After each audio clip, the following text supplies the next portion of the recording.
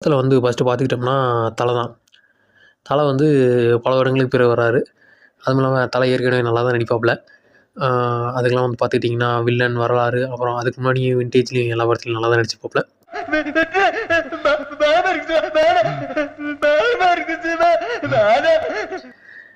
அவருக்கு வந்து பல நாட்களா, பல வருஷங்களா வந்து எவனும் வந்து ஒரு நல்ல கேரக்டரா குடுக்கல.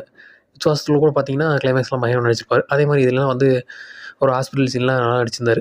அதையும் ட்ரோல் பண்ணிட்டு இருக்காய்ங்க. அது நல்லா தான் இருந்தது. நல்லா இருக்கியா? நல்லா இருக்கு. நல்லா தானே இருக்கியா? அட நல்லா இருக்கு. நல்லா இருக்கும்போது நம்ம நல்லா போய் அத இருக்கும்போது போய் எதுக்கு எடுத்து யோசிச்சுக்கிட்டு அதே மாரி வந்து பொண்டாட்டிய காணோம் அப்படின்னு சொல்லிட்டு தேடுறப்ப, எல்லா இடத்துலயும் போய் போய் ஒரு ஒரு ஒரு இடமா வந்து கேட்கும்போது, ஒரு நார்மலா ஒரு ஆள் வந்து எப்படி பிஹேவ் பண்ணுவான்?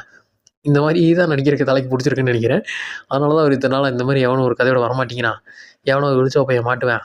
நம்ம அவன்ட்ட வந்து இந்த கதைய குடுத்து எடு அப்படின்னு சொல்லிடலாம் அப்படின்னு சொல்லி வெயிட் பண்ணியிருப்பார் போல.